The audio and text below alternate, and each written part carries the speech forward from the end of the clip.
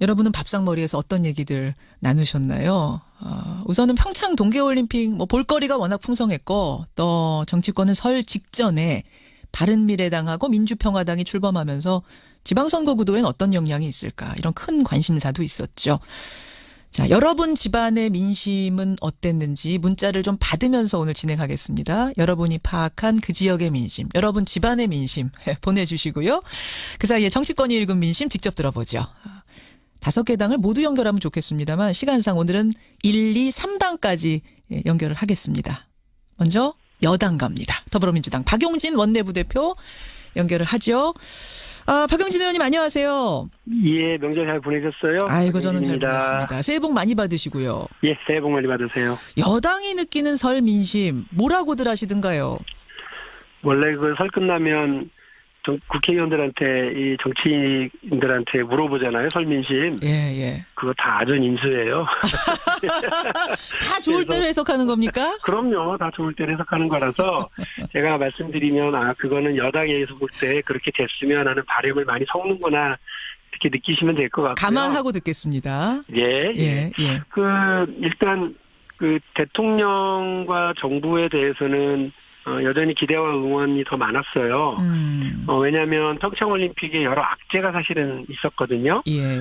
북미 아이스하키 리그에서 선수 참여가 안 한다든지, 소련도 국가 단위로 참여를 못하게 한다든지 이게 평창 흥행에 상당히 이제 악재였고요. 있었죠. 또 북한의 어떤 안보 위협 이런 문제도 상당히 만만치 않은 사안이었는데 이런 문제가 대략 이렇게 해결이 되면서 평창 올림픽이 스타트가 돼서 많은 흥행과 관심 속에서 진행되고 있다는 점, 그리고 평창 올림픽이 우려했던 안보 위기 속에서 진행되는 게 아니라 새로운 화해와 대화의 계기가 됐다고 하는 점에서 국민들이 많은 기대를 갖고 계시고요.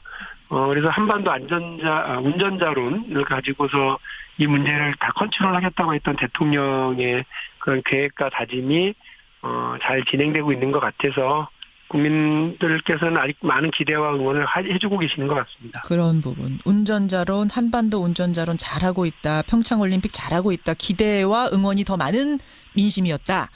네. 근데 제1야당 자유한국당 논평 어제 들으셨어요?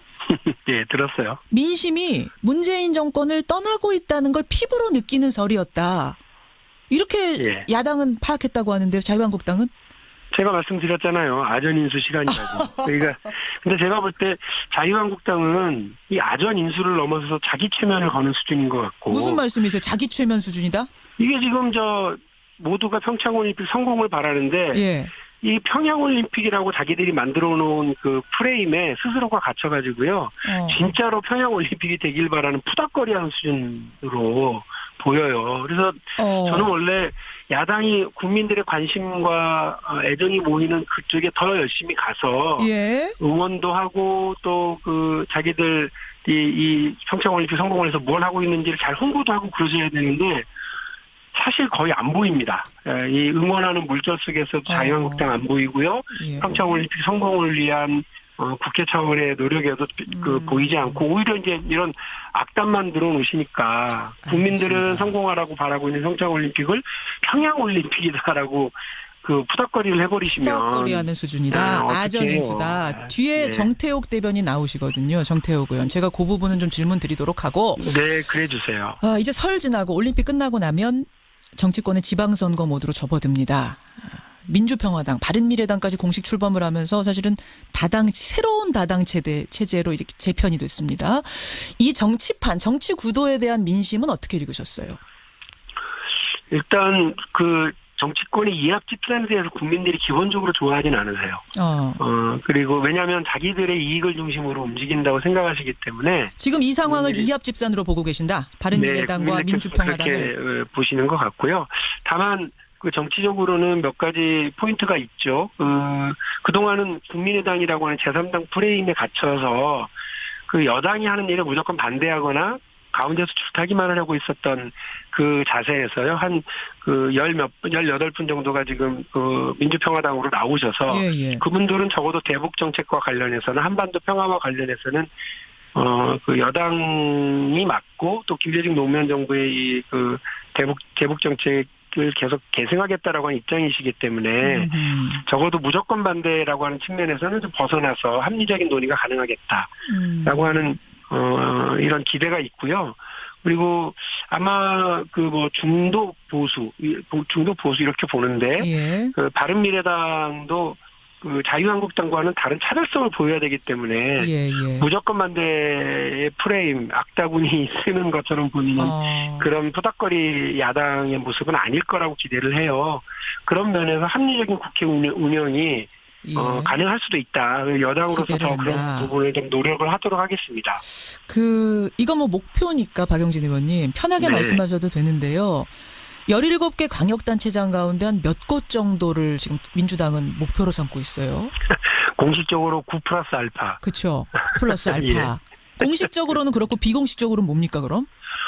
영남에서 그동안 못했던 그거는 꼭 좀 광역자치단체장을 얻었으면 하는 바람이 있고요. 그거는 뭐 여러 가지 의미에서요. 우리 정치의 가장 고질병이었던 지역 감정, 지역 구도가 깨진다라고 하는 의미도 큰 의미니까 그렇게 좀 됐으면 좋겠고요. 또 수도권 저희가 지난번에 이루지 못했던 수도권 3개 지역에서 서울, 경기, 인천을 모두 다 저희가 승리할 수 있으면 더 바랄 게 없겠고. 서울, 경기, 인천 다. 또 주도권을 그동안 뺏겼던 호남에서의 이것도 좀 찾아왔으면 좋겠고. 예. 뭐 바람만 얘기하시라니까 좀 많네요. 그럼 9+알파인데 알파가 상당히 많이 들어가는 거네요.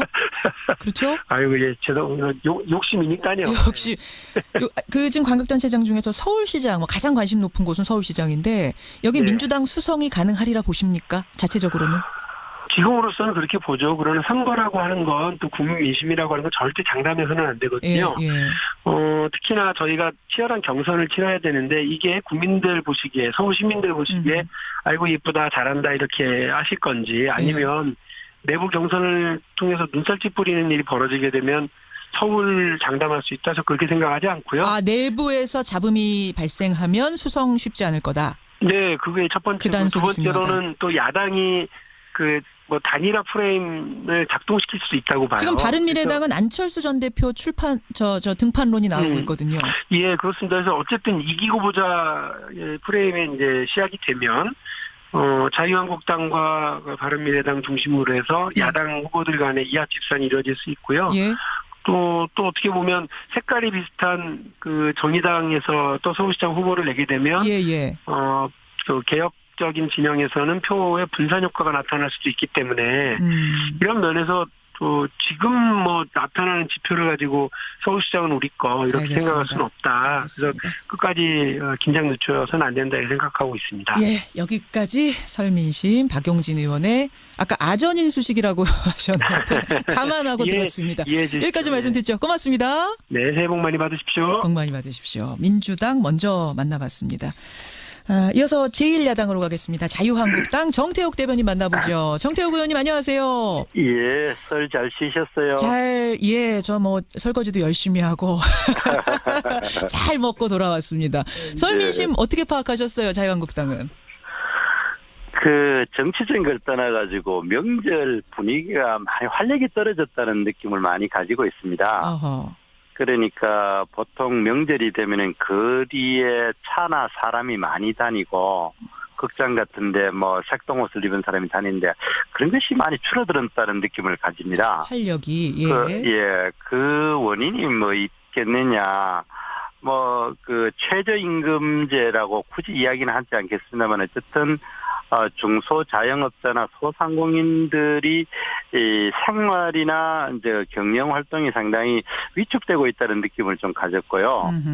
그다음에 실제로 이 일자리 문제에 있어가지고 저도 이번에 차례 지내면서 우리 제 조카 애들 이래 보니까 상당히 걱정이 많았는 부분이 있었습니다. 그리고 이 정치적인 이야기가 들어오면은 북한 아까 이 민주당 대변인께서도 이야기를 했지만 원내부대표입니다. 아주 극찬을 하고 있는데 이번 올림픽 때에 북한에 대해서 우리 정부가 너무 저자세를 보인 건 아닌가 그런 것 측면 하나 하고 또 지금 남북 정상회담에 대해서 좀 성급하다 이런 느낌을 좀 가졌습니다. 근데 이제 그까지가 민심이고 제가 생각하기는 예. 정상회담을 어제 갑자기 대통령께서 속도 조절을 이야기했는데 우물가에서 숭늉 찾지 말아라 이런 말씀을 했죠. 대통령이. 그렇게 했는데 문재인 대통령은 북한에 대해서 항상 이래 말을 쉽게 바꿉니다. 옛날 작년에도 6월 29일 날 북한이 미사일을 이래 화성 14호입니까? 쏘고나니까 국제가 공제가 강력하게 제재와 압박을 하겠다 해놔놓고 그다음부터 나흘 후인가 7월 4일 날은 신베를린 선언이라가 엄청난 대북 유화 정책을 발표하고 그러거든요. 말바꾸기라고 그러니까 보시는 거예요? 지금 우물가에서 숭늉 찾지 말라는 이 이야기가? 저는 이래 생각합니다. 아마 북한하고 우리가 모르는 데서 아마 대화를 하고 있을 거예요. 그런데 그게 아마 북한이 요구 조건이 워낙 강하니까 아마 좀 이제 속도 조절을 하고 실제로는 말로는 그렇게 하고 실제로는 다른 협상을 엄청 하고 있을 거라고 생각합니다. 아니 물론 그런데 어떤 정보가 있고 그런 건 아닙니다만은 속도 조절과 말 바꾸기는 다른 건데 우물가에서 숭늉 찾는 격으로 묻지 말아라라고 실제로는 엄청나게 속도를 내고 있는 거죠. 얻는데 국민들이 한테 이야기할 때는 속도 조절이나 이야기 하나 놓고 실제로는 아마 정상회담을 서두르기 위해서 엄청난 지금 협의가 진행되지 않을까 저는 그렇게 의심을 하고 있습니다. 그렇다면 말 바꾸기는 아닌 것 같은데, 그러니까 미국과 어떤 공조 체제를 다시 확인하는 측면에서 우물가에서 숭늉 찾지 말고 이제 같이 가자라는 이런 의미는 아니었어요. 이렇게 하든 저렇게 하든 어쨌든 이 정부가 여러 가지 겉으로 국민들한테는 속도 조절을 하지만은 속으로는 어떻게든 정상회담에서 상당히 조바심을 내가 협상을 할 거라는 생각을 저는 지울 수가 없습니다. 자유한국당이 파악하는 민심은 그렇다 이런 말씀이세요. 자, 앞서서 이제 민주당 이야기 들으셨지만 지금 야당이 국정 운영을 적극 도와야 되는 게 지금 민심이다. 기대와 응원이 더 많다라는 여당이 파악한 민심은 그렇다고 하는데 그럼 동의 못 하십니까? 글쎄 이제 듣는 사람에 따라가 많이 다르겠지만은요. 저희들이 느끼기에는 지금 민주당 정부가 과도하게 독주, 독선, 그리고 또 여러 국정에서 무능력한 부분을 많이 보이고 있습니다. 그러면서도 또 이렇게 독주, 독선만 나는 것이 아니라 정치 보복을 너무 강력하게 하기 때문에 이 부분에서는 야당이 제대로 역할을 하기 위해서는 여기에 제동을 걸어주는 게 야당의 역할이라고 생각을 합니다. 자, 그러면 정 의원님. 다가오는 지방선거에서 정권 심판론이 작동할 거라고 보세요? 저는 다가오는 선거의 가장 중요한 화두는 정권 심판론이 될 거라고 생각합니다. 정권 심판이 될 것이다. 그거를 이 정부는 카플라지라 그럽니까? 이게 무마하기 위해 가지고 개헌 국민투표 개헌 사실 국민들이 원하는 권력 구조에 대한 건 빼버리고 이상한 기본권이나 지방분권 이런 지방분권 중요한데 그거는 헌법적인 사항이 아니고 법률 사항이거든요. 그런 거를 갖고 와가지고 이 분위기를 바꾸려고 하는 건데 정상적인 지방선거는 분명히 문재인 정부 실정 1년에 대한 심판이다 이렇게 생각을 합니다. 근데 사실은 작년 추석 민심만 해도 국정농단의 여파 때문에 보수 야권 괴멸 수준이다. 여기에 대해서 자유한국당도 동의하셨잖아요. 정태욱 의원도 여기 스튜디오에 나와서 그 얘기 하셨잖아요. 지금은 달라졌다고 보시는 거예요? 사실 이제 박근혜 대통령 탄핵되는 것 자체가 벌써 보수가 괴멸됐죠. 그리고 또 보수가 분열됐고 그렇기 때문에 괴멸이 맞다 이런 생각을 하고 그래서 자유한국당 내에서도 여러 가지 진통이 아직도 많이 있습니다. 하지만은 점차적으로 이제 여당 체질에서 야당 체질로 포수를 지금 바꿔가고 있고 그리고 제대로 현 정부가 또 여러 가지 실정과 무능을 이렇게 보이고 있는 것에 대해서 제대로 우리가 바로 잡아가는 과정이기 때문에 비교적 힘을 차려가는 과정이다 이렇게 생각을 합니다. 지지율은 여전히 10%에서 20% 박스권에 갇혀 있던데 이거는 벗어날 거라고 보시는 거예요?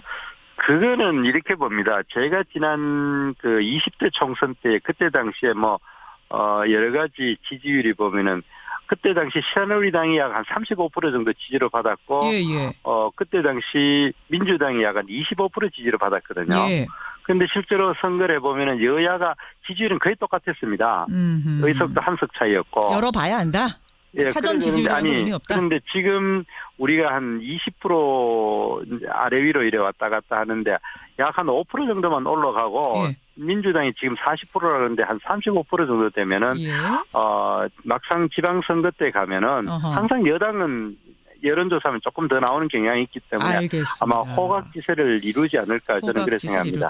홍준표 대표가 광역단체장 선거에서 6 플러스 알파, 6 플러스 알파 얘기하시더라고요. 이게 당 차원에서도 이 정도 보세요, 목표?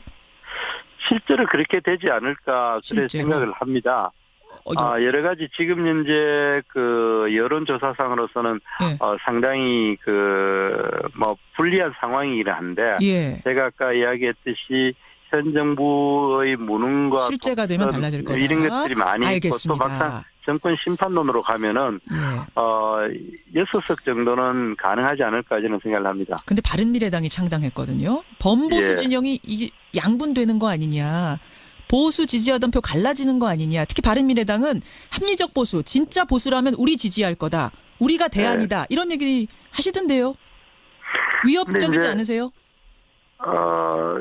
제가 이제 지역구인 대구에서는 크게 위협적이지 않고요. 아마 수도권에서는 일부 영향이 있으리라 생각을 합니다만 그러나 우리 국민들 자체가 옛날하고 달라가지고 기본적으로 여야 막 완전히 그 두 개 분야뿐만이 아니라 또 이제 제3당의 존재도 필요하고 또 실제로 여야 지지율 외에 또 어느 일정 공간이 있기 때문에 그것이 우리 자유한국당의 6석을 확보하는 데 결정적인 변수라고 저는 생각하지 않습니다. 결정적인 변수는 되지 않을 거다. 바른미래당이. 근데 지금 한국당은 서울시장에서 마땅한 후보 못 찾고 있고 바른미래당은 PK에서 아직 적당한 후보 못 찾고 있고 그래서 결국 두 지역에서는 연대하지 않겠느냐 이런 얘기도 나오더라고요.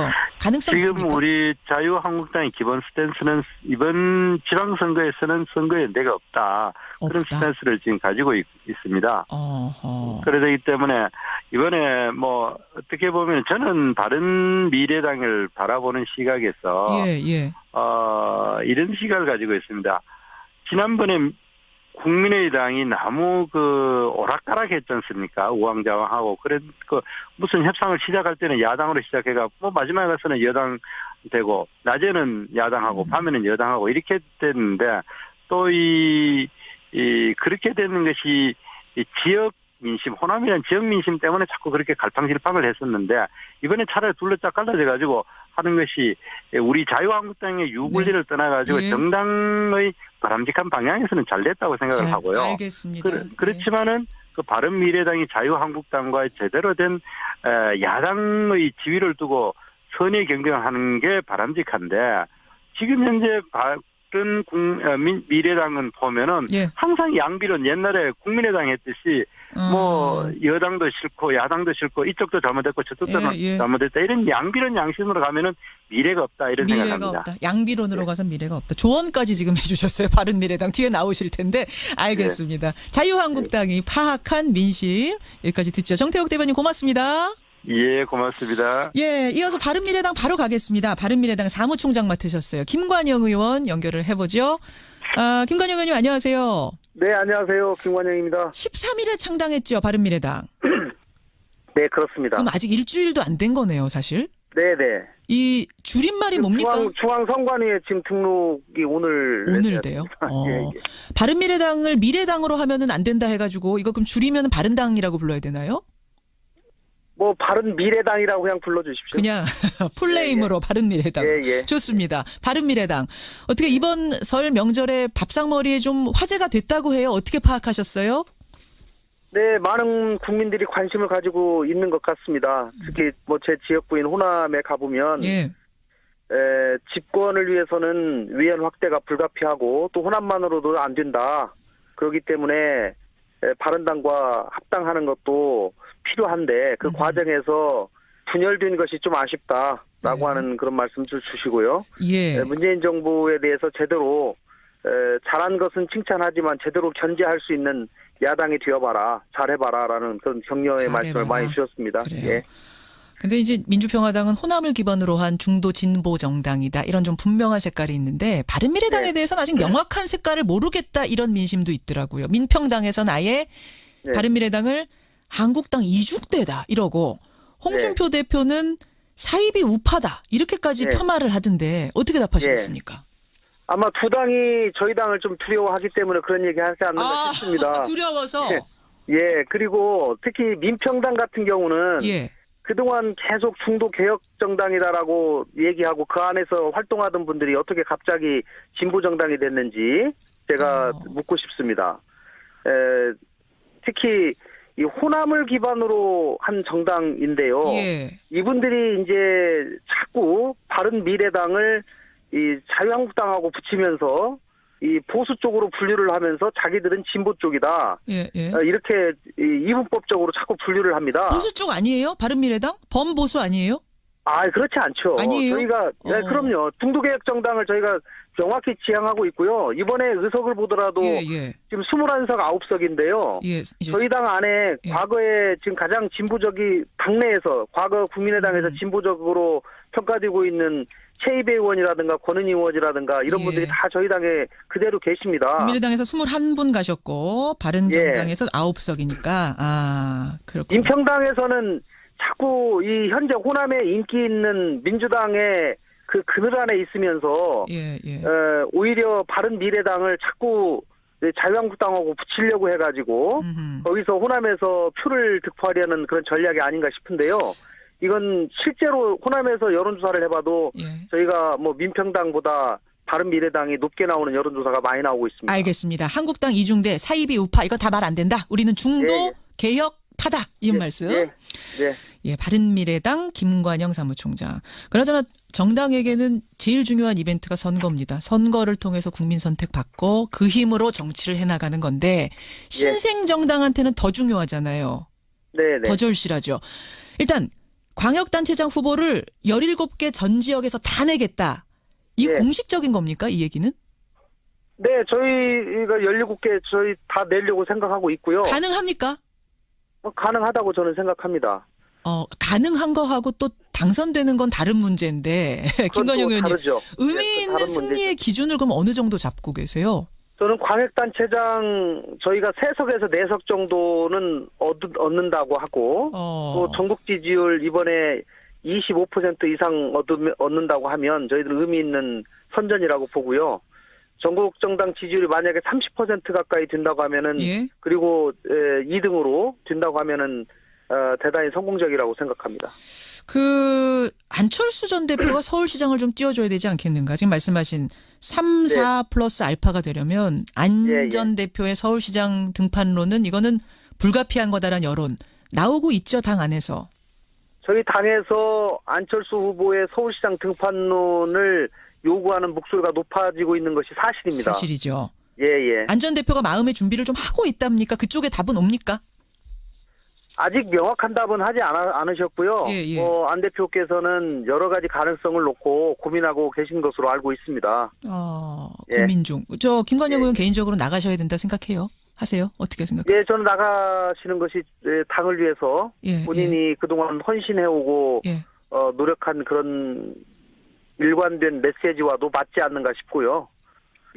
서울시장에 출마를 했을 때 전국적인 관심도 뿐만 아니라 또 서울시장 내에 그 밑에 있는 기초단체장들까지 또 광역의원, 기초의원들까지 영향을 받을 수 있기 때문에 상당히 중요한 서울시장 출마가 의미를 갖는다고 생각합니다. 근데 안철수 대표가 나갔다가 혹시라도 안 되면 정말 이거 대선까지 나갔던 분인데 서울시장 안 되면 사실 그걸로 정치 인생 끝이기 때문에 상당한 도전이거든요. 상당한 도전. 정치라고 하는 것이 이제 그런 끊임없는 도전을 또 해야 되는 것이고요. 사직생의 각오로 하신다고 하면 저는 오히려 승리의 가능성이 높아진다고 생각합니다. 안철수 대표가 어느 정도 마음의 준비하고 있는 거군요. 지금 말씀 들어보니까 어느 정도 가닥 잡힌 것 같은데요.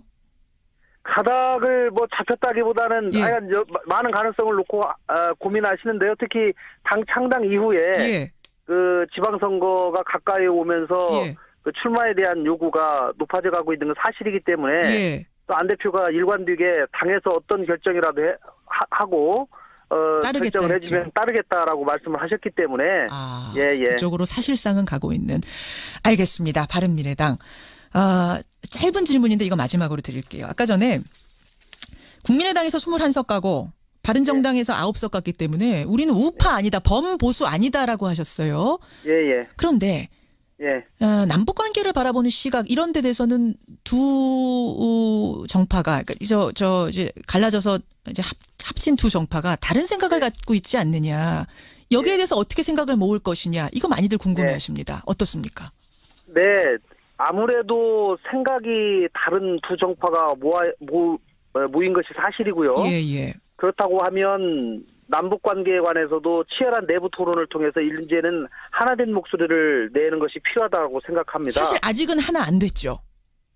뭐 완전한 화학적 결합이 아직은 지금 뭐 상당한 지 지금 불과 일주일도 안 됐기 때문에 예. 그렇지만은 특히 이 대북 문제와 안보 문제에 관해서 내부의 치열한 토론이 꼭 필요하다고 생각합니다. 예, 바로 그 부분. 사실은 이런 부분이 정리돼야 하는 게 신생 정당의 숙제라는 거. 예, 이런 민심도 지금 청취자 문자로 들어온다는 거 전달 드리면서 김관영 의원님 여기까지 말씀 듣겠습니다. 고맙습니다. 네, 감사합니다. 예, 여기 바른미래당까지 세 당이 파악한 설 민심 확인해봤습니다. 여러분은 밥상머리에서 어떤 얘기들 나누셨나요? 우선은 평창 동계올림픽 볼거리가 워낙 풍성했고 또 정치권은 설 직전에 바른미래당하고 민주평화당이 출범하면서 지방선거 구도엔 어떤 영향이 있을까 이런 큰 관심사도 있었죠. 자, 여러분 집안의 민심은 어땠는지 문자를 좀 받으면서 오늘 진행하겠습니다. 여러분이 파악한 그 지역의 민심, 여러분 집안의 민심 보내주시고요. 그 사이에 정치권이 읽은 민심 직접 들어보죠. 5개 당을 모두 연결하면 좋겠습니다만 시간상 오늘은 1, 2, 3당까지 연결을 하겠습니다. 먼저 여당 갑니다. 더불어민주당 박용진 원내부대표 연결을 하죠. 박용진 의원님 안녕하세요. 예, 명절 잘 보내셨어요? 아이고 저는 잘 보냈습니다. 새해 복 많이 받으시고요. 예, 새해 복 많이 받으세요. 여당이 느끼는 설 민심 뭐라고들 하시던가요? 원래 그 설 끝나면 국회의원들한테 이 정치인들한테 물어보잖아요. 설 민심. 예. 그거 다 아전 인수예요. 다 좋을 대로 해석하는 겁니까? 그럼요. 다 좋을 대로 해석하는 거라서 제가 말씀드리면 그거는 여당에서 볼 때 그렇게 됐으면 하는 바람을 많이 섞는구나 이렇게 느끼시면 될 것 같고요. 감안하고 듣겠습니다. 예. 일단 그 대통령과 정부에 대해서는 여전히 기대와 응원이 더 많았어요. 왜냐하면 평창올림픽에 여러 악재가 사실은 있었거든요. 예. 북미 아이스하키 리그에서 선수 참여가 안 한다든지, 소련도 국가 단위로 참여를 못하게 한다든지 이게 평창 흥행에 상당히 이제 악재였고요. 있었죠. 또 북한의 어떤 안보 위협 이런 문제도 상당히 만만치 않은 사안이었는데 이런 문제가 대략 이렇게 해결이 되면서 평창올림픽이 스타트가 돼서 많은 흥행과 관심 속에서 진행되고 있다는 점, 그리고 평창올림픽이 그 우려했던 안보 위기 속에서 진행되는 게 아니라 새로운 화해와 그 대화의 계기가 됐다고 하는 점에서 국민들이 많은 기대를 갖고 계시고요. 그래서 한반도 운전자론을 가지고서 이 문제를 다 컨트롤하겠다고 했던 대통령의 그런 계획과 다짐이 잘 진행되고 있는 것 같아서 국민들께서는 아직 많은 기대와 응원을 해주고 계시는 것 같습니다. 그런 부분. 운전자론, 한반도 운전자론 잘하고 있다. 평창올림픽 잘하고 있다. 기대와 응원이 더 많은 민심이었다. 네. 근데 제1야당 자유한국당 논평 어제 들으셨어요? 네. 29일 날 북한이 미사일을 그 화성 14호입니까? 쏘고나니까 국제가 공제가 강력하게 제재와 압박을 하겠다 해놔놓고 그다음부터 나흘 후인가 7월 4일 날은 신베를린 선언이라가 엄청난 대북 유화 정책을 발표하고 그러거든요. 말바꾸기라고 보시는 거예요? 지금 우물가에서 숭늉 찾지 말라는 이 이야기가? 저는 이래 생각합니다. 아마 북한하고 우리가 모르는 데서 아마 대화를 하고 있을 거예요. 그런데 그게 아마 북한이 요구 조건이 워낙 강하니까 아마 좀 이제 속도 조절을 하고 실제로는 말로는 그렇게 하고 실제로는 다른 협상을 엄청 하고 있을 거라고 생각합니다. 물론 그런데 어떤 정보가 있고 그런 건 아닙니다만은 속도 조절과 말 바꾸기는 다른 건데 우물가에서 숭늉 찾는 올림픽으로 묻지 말아라라고 실제로는 엄청나게 속도를 내고 있는 거죠. 얻는데 예. 국민들이 한테 이야기할 때는 속도 조절이나 이야기 해놔놓고 실제로는 예. 아마 정상회담을 서두르기 위해서 엄청난 지금 협의가 진행되지 않을까 저는 그렇게 의심을 하고 있습니다. 그렇다면 말 바꾸기는 아닌 것 같은데, 그러니까 미국과 어떤 공조 체제를 다시 확인하는 측면에서 우물가에서 숭늉 찾지 말고 이제 같이 가자라는 뭐 이런 의미는 아니었어요. 이렇게 하든 저렇게 하든 어쨌든 이 정부가 여러 가지 겉으로 국민들한테는 속도 조절을 하지만은 속으로는 어떻게든 정상회담에서 상당히 조바심을 내가 협상을 할 거라는 생각을 저는 지울 수가 없습니다. 자유한국당이 파악하는 민심은 그렇다 이런 말씀이세요. 예. 자, 앞서서 이제 민주당 이야기 들으셨지만 지금 야당이 국정 운영을 적극 도와야 되는 게 지금 민심이다. 기대와 응원이 더 많다라는 여당이 파악한 민심은 그렇다고 하는데 그럼 동의 못 하십니까? 글쎄 이제 듣는 사람에 따라가 많이 다르겠지만은요. 저희들이 느끼기에는 지금 민주당 정부가 과도하게 독주, 독선, 그리고 또 여러 국정에서 무능력한 부분을 많이 보이고 있습니다.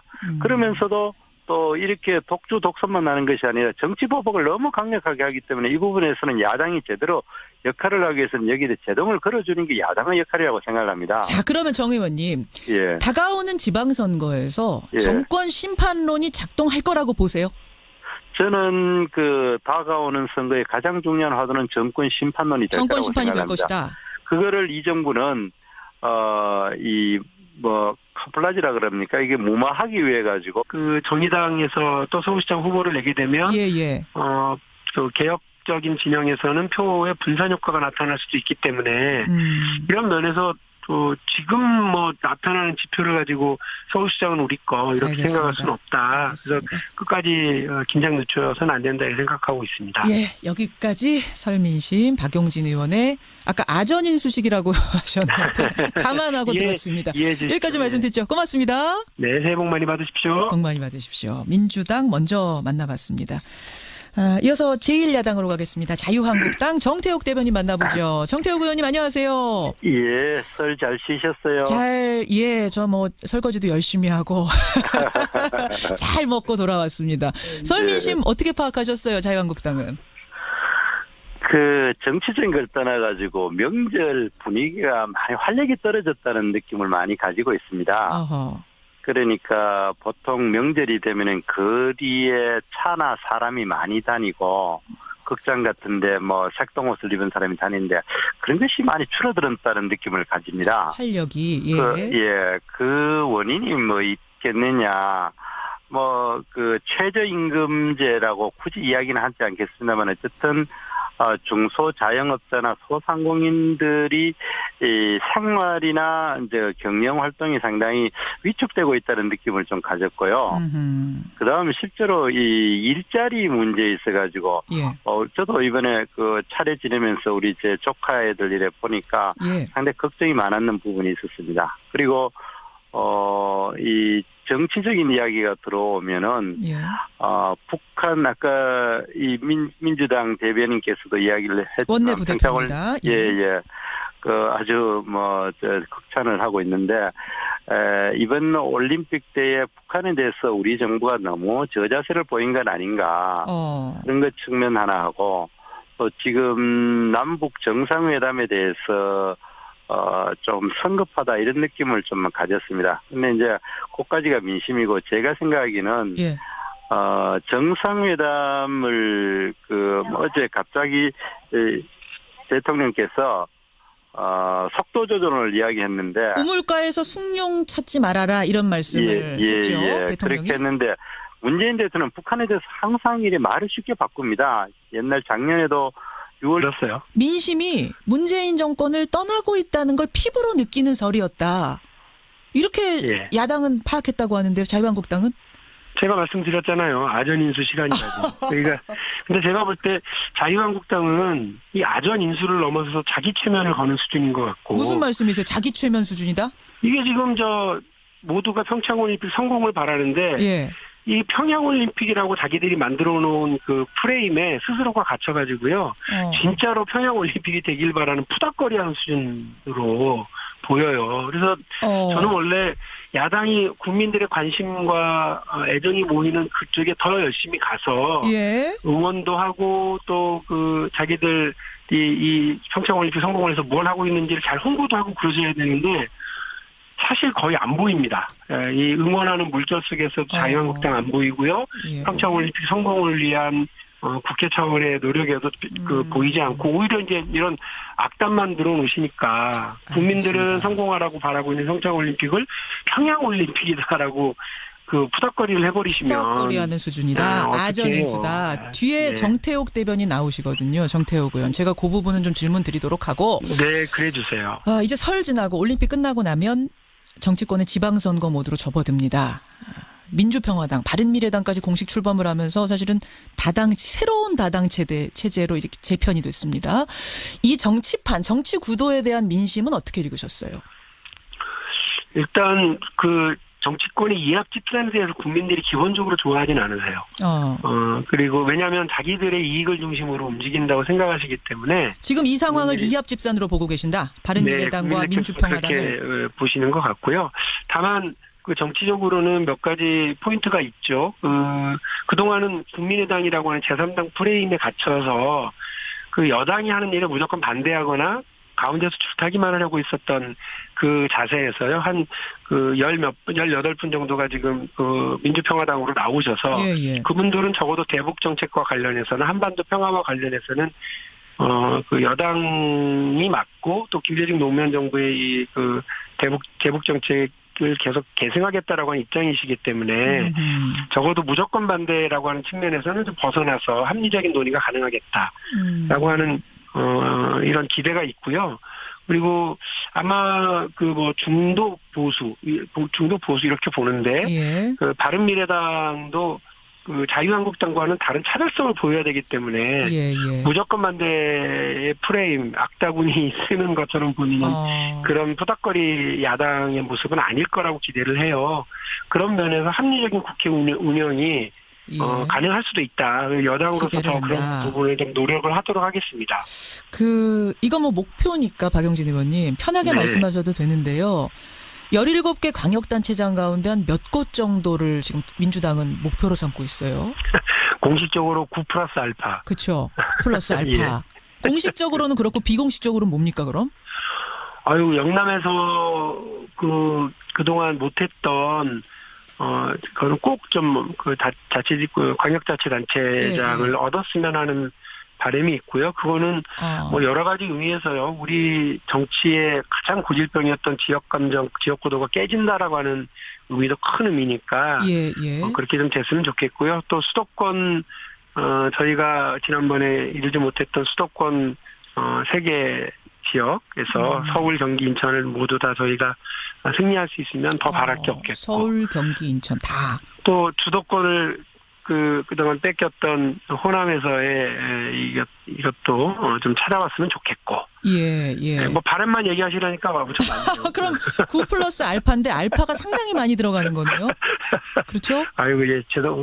욕심이니까요. 역시 지금 광역단체장 중에서 서울시장 가장 관심 높은 곳은 서울시장인데 여기 민주당 수성이 가능하리라 보십니까? 자체적으로는? 지금으로서는 그렇게 보죠. 그러나 선거라고 하는 건 또 국민 민심이라고 하는 건 절대 장담해서는 안 되거든요. 특히나 저희가 치열한 경선을 치러야 되는데 이게 국민들 보시기에 서울 시민들 보시기에 아이고 이쁘다 잘한다 이렇게 하실 건지 아니면 내부 경선을 통해서 눈살찌 뿌리는 일이 벌어지게 되면 서울 장담할 수 있다. 저 그렇게 생각하지 않고요. 내부에서 잡음이 발생하면 수성 쉽지 않을 거다. 네, 그게 첫 번째고 두 번째로는 또 야당이 단일화 프레임을 작동시킬 수도 있다고 봐요. 지금 바른미래당은 안철수 전 대표 등판론이 나오고 있거든요. 예, 그렇습니다. 그래서 어쨌든 이기고 보자 프레임에 이제 시작이 되면 자유한국당과 바른미래당 중심으로 해서 야당 후보들 간의 이합 집산이 이루어질 수 있고요. 또 어떻게 보면 색깔이 비슷한